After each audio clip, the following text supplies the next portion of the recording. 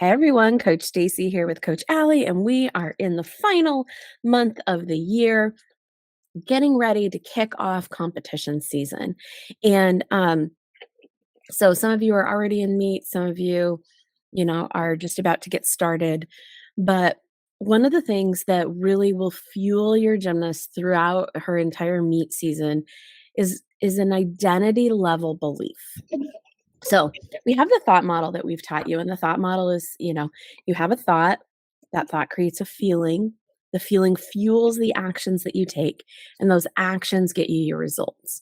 But even above that thought is this kind of identity level. This like who what I believe about myself and who I am. And those identity level thoughts kind of fuel all the rest of them. And so we love to take this month helping your gymnast kind of figure out some of these more identity level beliefs that are going to really fuel their whole season. And they tend to not be quite the ones that you think. Like you think they need to have a belief, I've got it. Actually, they need to have a belief, I can handle whatever happens, even when I don't got it. Like they need to kind of have that more identity level belief that they're going to be okay no matter what.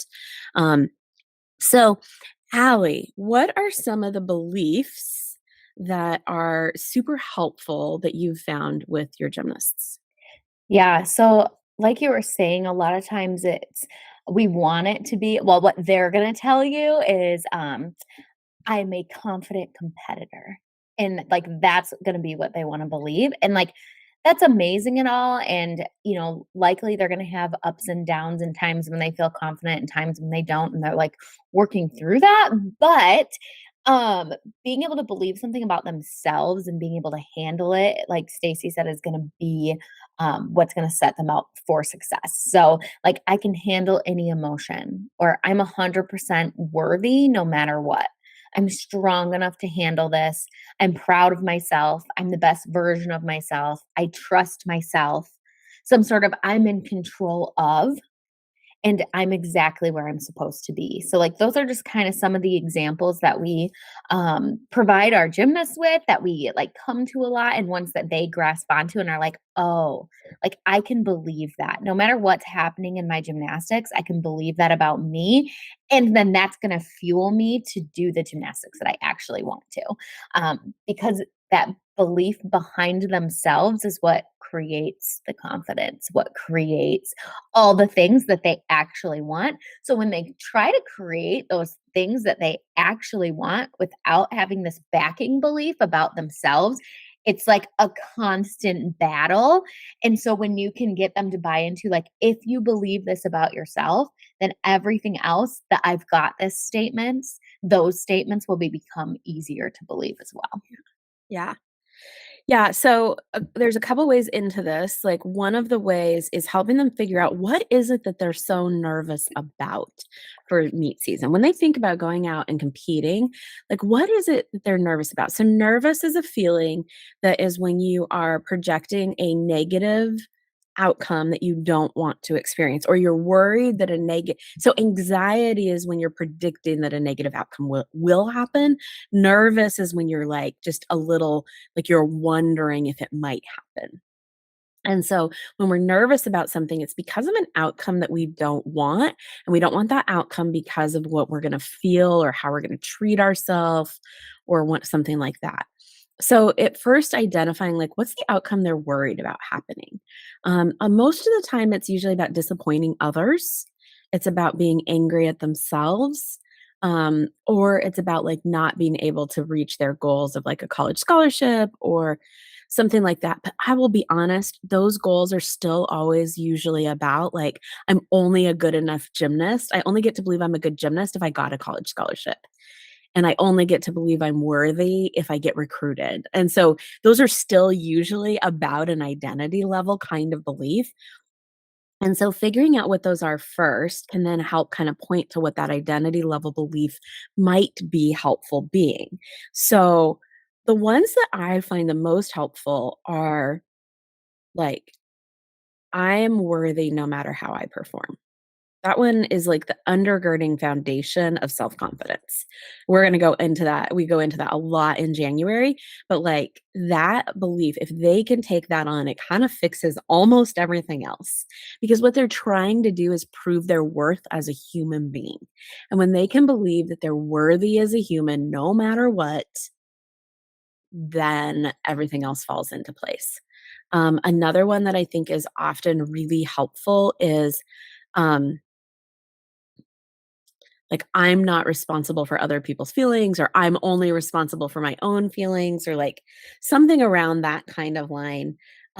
Making mistakes or falling is fine. Like when I believe that falling is fine, I can be a confident competitor because even if I fall, I know it's okay. I can handle anything. I can handle whatever happens because I can handle any feeling. All those types of things tend to be that undergirding belief. So what we're going to do throughout this month is we're going to do our process that we call the thought ladder, and this is like our bread and butter process. So Ali, you want to give like a 2-minute synopsis of the thought ladder? 2 minutes. Sure. I'll do my We're going best to go in into 2 it minutes. over the whole month. That's fair. But the idea is you can't just decide that you wanna believe something new and then it magically happens. Just like anything in gymnastics, skills, routines, there's steps and processes and, an entire, like, routine to basically get to that new belief, and, you have to practice it, and you have to be committed to it, and you have to want to really believe that something new and put the time in. I mean, if you don't put the time in, then just like anything else, it's not going to happen. So, we help them build steps up to that new belief, ones that are actually believable to them in the moment, and then practicing the next step up that maybe doesn't feel believable yet until they get to that top belief, that one that they want.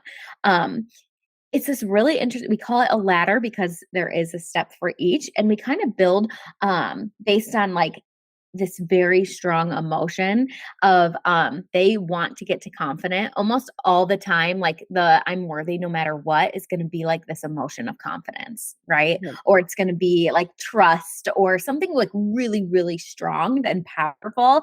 And so each step of the ladder builds them up to that, coming from like hopeful and possible and curious, building them up to this like not, I would say excited and motivated and focused, and then we build all the way up to that top belief, and we find thoughts that are going to help them feel that way and continue to build and build and build. So that is my quickest synopsis, but like we're going to tell you like each step and how to get them there and what to do for practice in the future. But I just want to point out there that like it is an entire process, and it does take steps and it takes time and it takes practice and it takes all those things in order to get there. And that's why we spend a whole month on it. Because really what you're actually doing is literally rewiring your brain. You're rewiring two things. You're rewiring thought processes. So your brain has, we call them they're called neural pathways, but it's basically when you have a thought that often happens, it creates a pathway in your brain. And the deeper etched in that thought is, the more often you use it, the easier it is for you to use. So when they have a really deep etched in thought, like I have to prove myself, I'm only worthy if I do good. I can't disappoint other people. I'm only worthy if people think I'm good. Like any of those that they've thought often, you can't just go for it's like teaching a new skill, or sorry, it's like reteaching a skill that they have bad habits on. You're not just going to be like, "Hey, you don't turn your round off over fast enough and you always put your feet behind you instead of underneath you. Change that." And it's like they've been doing it the other way for like 8 years. Like, you have to retrain the body, you gotta retrain the brain, and it takes a while to stop using that first path and start using the new path, and they do it by practicing. And so one of the things that happens is when we're in this first week and we're like, "Hey, just pick a new belief," people don't want to because they haven't been able to get to a new belief before. They're like, "I've tried to think positive things. I've tried to think good things about myself. Mhm. I've tried to think," and it doesn't work. But it's like it doesn't work when you just expect yourself to magically be able to do it. When you actually put into practice, it does work. So, step 1 this week, Help your gymnasts come up with this belief that is going to fuel them in competition season. And, you know, I think most of us as coaches also, we just care about our gymnasts. So this is gonna fuel them in life. Mhm.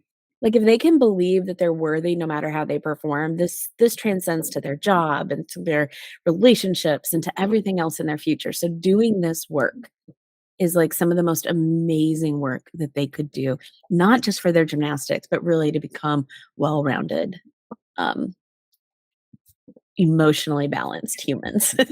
So, all right, we will see you next week with the next step. Bye.